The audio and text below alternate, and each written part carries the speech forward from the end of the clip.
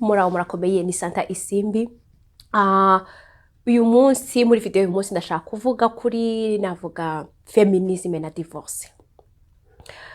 Ni sije itoroshye kuvugaho kubera ko abantu benshi tubibona mu buryo butandukanye, ariko nagerageje gukusanya hamwe ibyo abatherapist, psychologue, ibintu donc study nyinshi zitandukanye. Ntabwo nshyiramo nuza personnel ntikaburamo gato, ariko ahangaha ndashaka kuvuga ku bintu en general iko bimeze.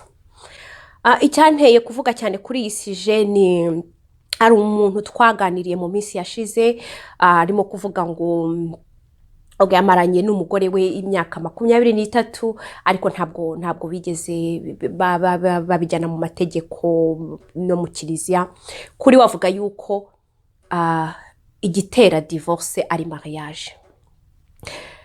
Ibyo bintu najyaga mbyumva hanze ahangaha, ariko narinzi ko ari ibintu bya blague. Akunda kubivuga toto, yumva baramubajije ngo ni iki gitera divorce, aravuga ngo ni mariage. Kandi birumvikana ntabwo wagira divorce nta mariage yabaye. Ako narinzi ko ari ibintu bya blague, ntabwo narinzi yuko hari abantu babifata nk'ihame. Ariko tuganira mwumvishe cyane koko aguha rezo zose, akaguha n'ingero, mbese ukomeje ukamwumva wakumva koko ari ukuri, kandi kuri we koko ni ukuri. So aho byaturutse, ndumva afite imyaka 11, ababyeyi be ntabwo bari barashyingiranywe mu mategeko. So afite imyaka 11 nibwo bafashe iyo gahunda yo gushyingiranwa, ariko nyuma yaho ngo bamaranye amezi, ndumva yarambwiye 10, baratandukana. So kuri we rero nk'umwana yahise abihuza, aravuga ati nukubera divorce, nukubera mariage, kubera ko noneho babijyanye mu mategeko, babigize ibintu biri seriye, niyo mpamvu batandukanye. So naho ngaho yahise avugira yuko abantu bundi iyo bikundanira nta kibazo, ariko iyo babigitangiye kubishyira mu mategeko, mu bintu nk'ibyo ngibyo, ariho bitangira kuba ikibazo.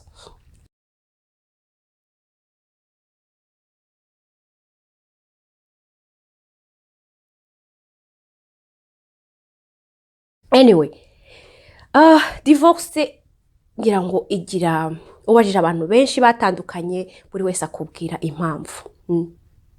Akakubwira ikintu cyagiye kibitera, buri wese afite icyo yapfuye n'undi.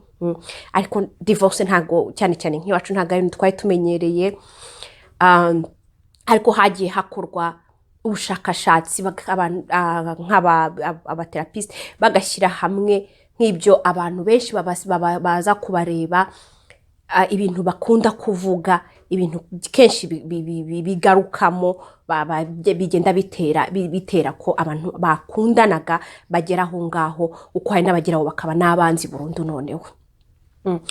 So uyu munsi rero ubwo icyo ngiye kuvugaho ni icyo kintu cya feminisme, kubera ko nyine mu gushyira hamwe ibyo bibazo byinshi bagenda bumva amakupura agenda avuga, bagiye babona ko akenshi ikibazo kinini ari aho ngaho kibereye. Wenda nsobanuye feminisme uko imeze, kubera ko buriya ntabwo abantu benshi tuyifata kimwe. Feminism ubundi ni navuga ngo ni nka muvoma yatangiye mu mpera z'ikinyejana cya 18, mu ntangiriro z'ikinyejana cya 19, yatangiriye mu bihugu by'i Burayi. Ukuntu yatangiye rero, ni abagore bahagurutse bamwe, ariko ntago ari abagore bonyine, hagiye harimo n'abagabo, cyane cyane abafilozofe. Kwa kuba abafilozofe ntago ari abantu bakunda kugendera juste uko society ibona ibintu, uko society ivuga ibintu, bo ni abantu akenshi batekereza kuri buri kintu cyose n'impamvu yacyo. So hagiye harimo rero n'abandi bagabo benshi b'abafilozofe. Ubwo ikintu icyo gihe bari barimo kukuvugiraho cyane byari ukugira ngo abana b'abakobwa bashobore kujya ku mashuri, abagore bashobore kugira uruhare mu gutora abayobozi b'igihugu. Ibintu nk'ibyo ngibyo nibyo muri icyo gihe bari barimo kuvugiraho. Gusa uko imyaka yagiye igira byagiye bihinduka, wongera ngo muri bino binyejana byacu icyo bavugaho cyane ni ibyo bita ngo tuvuge bino byo kugurisha abana b'abakobwa, cyangwa wenda crime aba mu ngo ubu ngubu kino kinyejana nibyo barimo kuvugaho cyane. So ubwo rero izo muvoma zitangira kubaho, byateye ikibazo. Hari abantu bamwe ku bagore abenshi urumva byatangiye kuba nk'igisubizo, kuko abagore bumvaga barakandamijwe, batagira uruhare muri sosiyete, batagira ijambo mu rugo rwabo.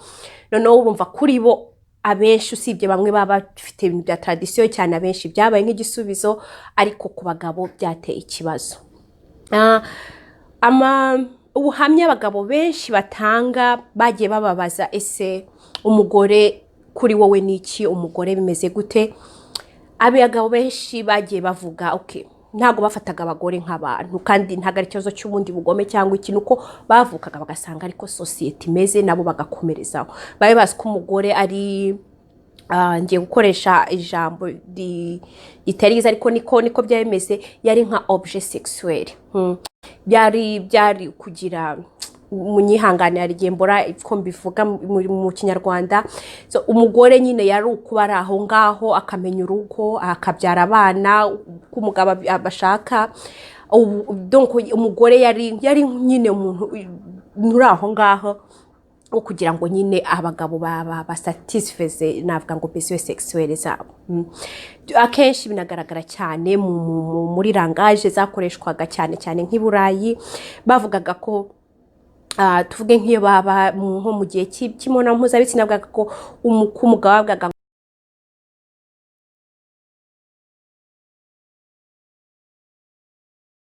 ngo il a possède.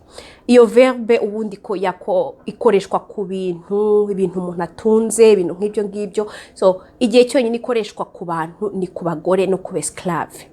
Niho nyine bameze babaga bari nko mu bintu umuntu atunze kwa. Ubwo rero nyine izo muvuma zari kugira ngo ibyo bintu bihinduke, abagore nabo noneho bashobore kugira ijambo, ibintu nk'ibyo ngibyo. Nubwo abagore byabaye positif, ariko ku bagabo abenshi ntago babyakiriye, kubera ko ukuntu byari bimeze, virilité y'umugabo yari navuga ngo yari yubakiye kuri dominance, kuba domina. So ubwo rero virilité y'abagabo bamwe na bamwe yagiye navuga ngo igabanuka. Ntago nzi ukuntu virilité nayisobanura, cyangwa ego. Donc sinzi, hari amagambo umuntu abura ukuntu abivuga mu Kinyarwanda, munyihanganire, ariko byari byose murabyumva. Ubwo rero hari bamwe rero nyine batabyumvishe, kuko byabaye nk'aho umugore abinjiriye mu kibuga. Hanyuma rero ku bagabo bandi bamwe, hari bamwe babyakiriye neza, kubera ko hari bamwe ndabaga bahangayitse, ubwo wenda nk'iyo babaga bafite nk'ubutaka, bafite nk'inzu, umugabo iyo rwagiraga ibyago umugabo agapfa, kwa ko umugore yabaga nta kindi kintu azi gukora, ntaki. So akenshi bananirwaga kwishyura taxe, bakananirwa kwishyura ubutaka, ugasanga abana babaye imfubyi, ibyo byose bakabyamburwa. So abagabo benshi rero babaga bahangayitse, cyane abajyaga ku rugamba, kuko bataga bazi baramutse bapfuye ikintu, ukuntu abana bazabaho, ibintu nk'ibyo ngibyo. So hari bamwe bagiye babibonamo nka opportunity, yuko noneho umugore nawe noneho azajya aba hari ikintu ashobora gukorera urugo, atari umugabo wumva ibyo bintu byose bimureba. Naho ngaho rero feminism yatangiriye, abaho izo muvoma zose zo kugira ngo umugore ashobore kugira iryo jambo, ari muri sosiyete, ari no mu rugo rwe. Aho rero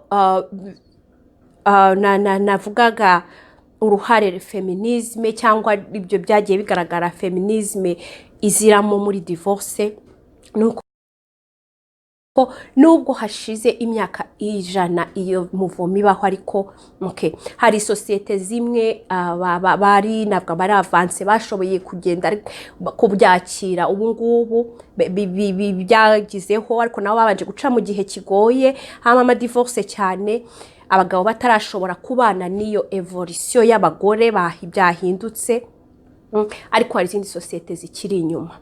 Ahantu rero noneho feminism rero ni uruhare navuga feminism igira mu rugo, nuko nk'uko nyine byari bimenyerewe yuko ubundi umugabo imigambi yose yo mu rugo decision zose umugabo niwe wazifataga, umugore we nta jambo rindi yavugaga, we yabaga araho kugeza no ku bana agomba kubyara, umugore nta jambo yabaga bifiteho.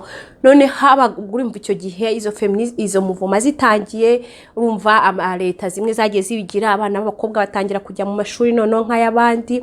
Ubundi mbere n'amashuri make yabagaho y'abakobwa yari yaba famiye zikomeye bitaga noble, ugasanga kandi nabo ibintu babigishaga no gufuma, gufata urugo neza, ukuntu bitwararika muri societe, ni ibintu nk'ibyo babigishaga. Noneho feminism uko ikomeza ikura rero, uko bakomeza babivuga, izo muvoma zivuga cyane, leta zimwe nyine ibihugu bimwe na bimwe byarabigize kuko batangira gushyiraho noneho amategeko ko n'abakobwa bagomba kujya mu ishuri. Ubwo urumva rero abo none batangira kujya mu ishuri n'abahungu bakiga ibintu bimwe, ubwo byatumye rero n'uburyo batekereza n'uburyo bakoresha ubwonko bwabo bihinduka. Ariko rero nubwo muri societe navuga ngo byagiye bihinduka, ariko mu ngo byateye ikibazo. Noneho umugore n'umugabo noneho bari bamenyereye yuko nyine umugabo ari ugomba kuvuga uko ibintu bigomba kugenda, noneho bitangira kugeraho noneho wa mukobwa noneho nawe atangira kuvuga, navuga ngo gusubiranya n'umugabo, niko twabyita. Umugabo akavuga ati ibi ngibi, umugore nakagira inuza, naho ngaho ibibazo byatangiye bitangira kuziraho, kubera ko ari abagore hari bamwe babikoresheje mu buryo butari bwo, ariko igice kinini cyari uko abagabo batashoboye kugendana n'iyo evolution. Ubuzima bwabwo ntabwo buri statique, ntabwo buri dynamique, buri evolua. So ikiba gisigaye no kugira ngo noneho abantu bamenye kubana n'iyo evolution. So ikintu rero mu by'ukuri nashakaga kuvuga muri iyi video cyane ni ntabwo ari cyo kibazo, icyo ngicyo cyo abantu n'ubundi turakizi, ahubwo se ni ikihe gisubizo gishobora kubaho, kubera yuko societe, communauté, igihugu, ibyo byose bibeshejweho n'umuryango, kandi umuryango n'umugore n'umugabo. Ukuvuga ku bundi ni umugore n'umugabo, nuko n'undi Imana yabikoze, ni kugira ngo nyine navuga abantu bashobore kugenda bazamuka, societe ishobore kubaho neza, abana babona aho bakurira. Ubundi mu by'ukuri n'abantu nubwo baba batandukanye ariko baba bahuye kugira ngo bubake ikintu kimwe. None ni iki cyakora kugira ngo bitamera nka wa munara, aho umwe yavugaga A undi akavuga B, kubera undi akumva B, kubera yuko indimi zari zatandukanye. None ni iki cyakorwa kugira ngo nubwo umugabo n'umugore ari abantu batandukanye, icyambere baba barakuriye ahantu hatandukanye, ariko usibye n'icyo ngicyo ari uburyo biologique, ari amaso turebesha n'ubuzima, ni ibintu bitandukanye cyane. Nk'urugero natanga ahangaha nuko tuvuge nk'umugabo aramutse hari nk'ikintu yari arimo gukora, umugore akaza akamubwira oh sheri ndabona wananiwe, reka ngufashe ibiki n'ibiki. Umugabo ntago bimuryohera, biramubihira, ahita avuga ati okay, abonye se ko ntabishoboye. Ariko umugore abamuhaye icyo yifuza ko we yahabwa, kubera ko umugore we kuza ugasanga nyine arimo gukora ibintu ukamubwira oh sheri ibintu byakubanye byinshi, se ngufashe iki n'ibiki. Ku mugore nicyo kimwereka ko umukunda, nicyo kimwereka ko umwumva, wabonye ibintu uko bimeze. Ubwo rero umugabo nawe hari igihaza akavuga ati okay, ndabona bino bintu abishoboye, kubera ko umugabo ari cyo yifuza yuko niba arimo gukora ikintu ugomba kumenya ko agishoboye, utagomba kuza kumubwira ngo ntabishoboye. Nawe nyine ubwo yabona umugore arimo gukora ibintu akacara ari akamureka akavuga ati arabishoboye. Ubwo umugore ugasanga noneho we biramurakaje, kubera yuko we abona nkaho umugabo atamwitayeho, atabonye ibintu byose yakoze. So akenshi dutanga icyo twifuza ko baduha. Hanyuma yindi example wenda navuga ni mu buryo tuvuga. Abagore dukunda nyine kuvuga santima zose, ibibazo kubivuga n'umunsi ukarangira. Nicyo giha umugore amahoro. Wenda ushobora no kuba nta kintu uri bubikore ariko tukamwumva ukabyumva ko rwose wamwumvishe ko yagowe ko yagize ibiki kuri we biramushimisha. Mu gihe umugabo we aba adashaka ibintu nk'ibyo, niba ari n'ikibazo agomba kwicara hariya agatekereza uburyo agikemura ariko atagombye kubivuga cyane. Umugore nawe ugasanga biramurakaje ati kuki njye atambwira ibintu kandi njye nagize. So ibibazo rero naho bitandukana kwako turatandukanye.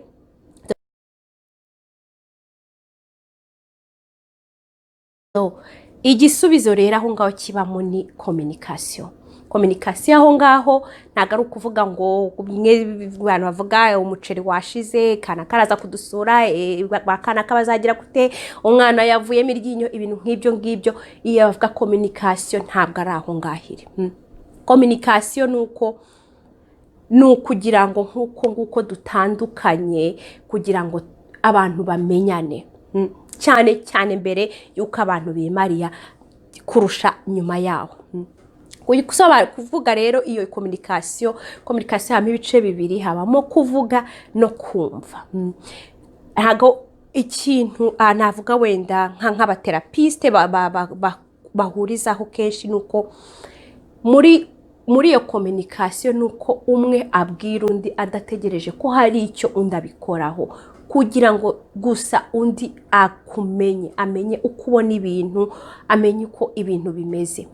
Undi nawe akumva atanavuga ngo adaca urubanza kubera ko atari ko abona ibintu ngavuga atari ko si uyu muntu iki nuko ariko umugore n'umugabo nubwo iyo feminism yazanye kugira ngo societe kugira ngo bose ari abantu bashobore kugira ijambo, ariko ubusanzwe baratandukanye nabwa muri mind yabo uburyo babona ibintu byose. So communication ngo ni kugira ngo abantu bamenyane.